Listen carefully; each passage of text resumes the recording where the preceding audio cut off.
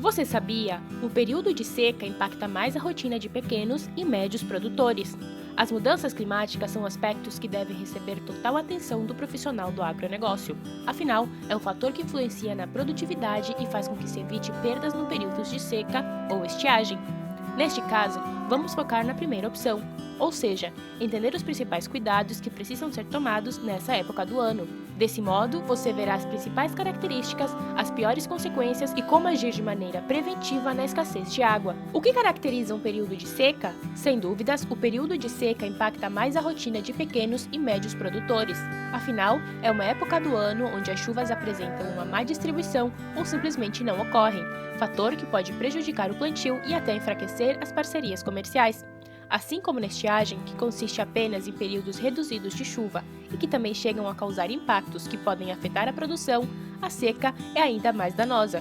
Por isso, é interessante se preparar para ambos os casos e apostar em soluções que não tragam prejuízos ao negócio. Quando o período de seca acontece em cada região do Brasil?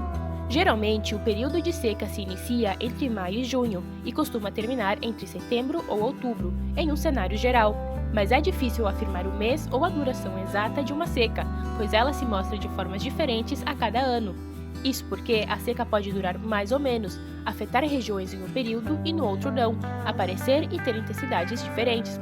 Para saber a situação atual da seca durante o ano, é importante acompanhar o site Monitor de Secas, uma iniciativa de várias instituições e pessoas ligadas ao Estado do Nordeste e do Governo Federal, em um sistema colaborativo e voluntário. Para simplificar o trabalho, a seguir tem um comparativo de como foi a seca no mês de abril, em 2020 e em 2021.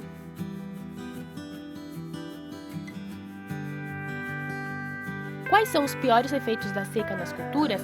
Além do baixo índice de água disponível, o período de seca prejudica o rendimento das lavouras. Em outras palavras, o profissional começa a produzir menos alimentos e conta com uma precificação mais elevada. Além disso, o despreparo para enfrentar o período também pode causar sérias consequências financeiras, causada pela perda inesperada daquela safra e de outros recursos utilizados nela. Como não ter perdas de culturas em períodos de secas? Os principais cuidados estão relacionados ao conhecimento da sua cultura, irrigação e armazenamento de água. A seguir, as principais dicas para evitar perdas durante o período de seca. Recorra a culturas mais resistentes.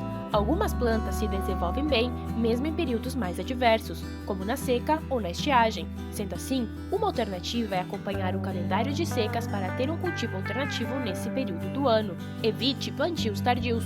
Assim como algumas plantas são mais resistentes às mudanças climáticas, outras são mais sensíveis que o normal. Por isso, é importante evitar os plantios tardios, já que sua cultura não pode aguentar a seca, a estiagem ou outros estímulos que não são de sua época de cultivo. Cuide das alturas das plantas. Atrelado ao tópico anterior, a altura das plantas tem relação com a época do plantio, sim. Porém, esse fator também é determinado pelo estande, o número de plantas que estão alocadas por metro quadrado. Em suma, em estantes mais extensos, a competição por água costuma aumentar, assim como a altura dessas plantas, o que tira parte de sua resistência por períodos de seca. Logo, idealmente, o cultivo pode ter plantas entre 60 e 80 centímetros de altura, para serem mais resistentes às crises hídricas. Implemente um sistema de irrigação. Esse é um assunto bastante falado entre as discussões sobre o período de seca, mas agricultores de pequeno e médio porte ainda possuem certa resistência em adquirir um sistema, muito por conta dos valores e de mão de obra. Por isso, o mais importante a salientar aqui é que hoje em dia existem sistemas de irrigação com ótimo custo-benefício, com valores de compra bem mais acessíveis do que os métodos tradicionais, além de darem retorno rápido para o investimento.